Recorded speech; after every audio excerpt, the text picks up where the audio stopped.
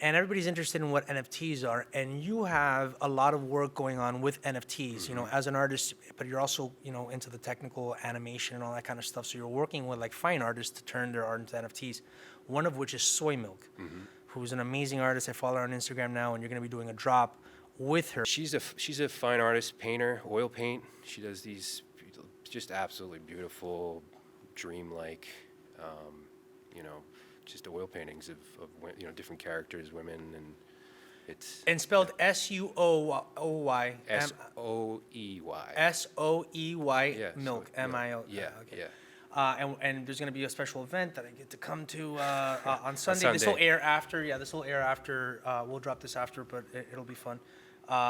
So when NFTs started popping up, like, do you feel they're a fad? Do you feel that they're a money laundering scheme, or do you really feel that, okay, this is the evolution of taking things, you know? Well, they're pros and cons to everything, Okay. I feel like. But the fact that, you know, it's giving artists a voice, and it's like a kind of a boom in the art community, that's what I'm attracted to. I love that. You know what I mean? It's not like, it's like these creatives are now having this chance to kind of create these epic moments, you know? Now, because you're making the animation, are you also making the code? Are you making the code that they sell? No. That's for like, there are different websites that curate the NFTs. Like the one that I'm doing with Soy is at legend.art. So you hand them is it a GIF? Like, is it a GIF? Is it like, what would you describe what you're making?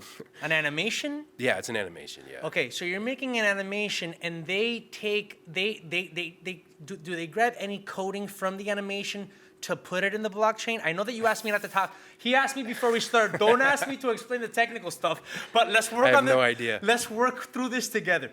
You give them the animation, but Yeah. there's also code. Like, how do you make the animations? Through coding, or is it all just key points on After Effects? Well, do you want to know the process of how I go through the animation? As condensed as you can make it. All right. Well, I take the high. Well, I think it's kind of cool, actually, Yeah. especially for these adaptations. Okay. I take the high resolution scans, like of Soy's work, for example, Right. and I bring that flat image into 3D space, right? And then I will then sculpt a version of, like, let's say she has some beautiful woman in a pose. I'll then go and kind of actually in ZBrush, is the name of the program to get nerdy.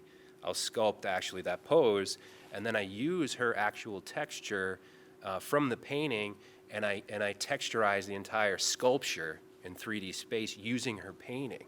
And then the other parts of the painting, like weird, you know, flowers and stuff, I'll also like start to animate those and bring life to them, and then all of a sudden at that point I can bring a camera, like in this program called Cinema 4D, you can bring a camera into the scene that I created, and it's now I've now taken her 2D thing that was this beautiful 2D experience and created a 3D. And you can actually see it from different angles. you That can go- wasn't meant to Yeah, be seen in the exactly. two-dimensional Yeah, space. yeah. So, as someone who's not that technical but has learned a little bit, so the people that are doing the crappy job, they just kind of like, they just separate one line from the other, and they kind of do a little thing, fire and they overlay, and that's it. But that's for if someone's going to adapt like Right.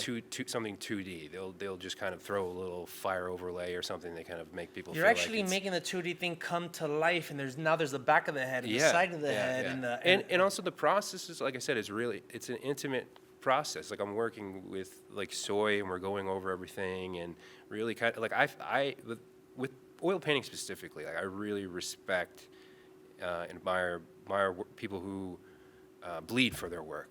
And you can see that in her work. You know, she puts in the hours, you know, she really does. And like with each brush stroke, you know, and I want to be able to, I don't want to take that cheap route of having this 2D effect thing. Like I want to be able to respect that craft and bleed for it as well.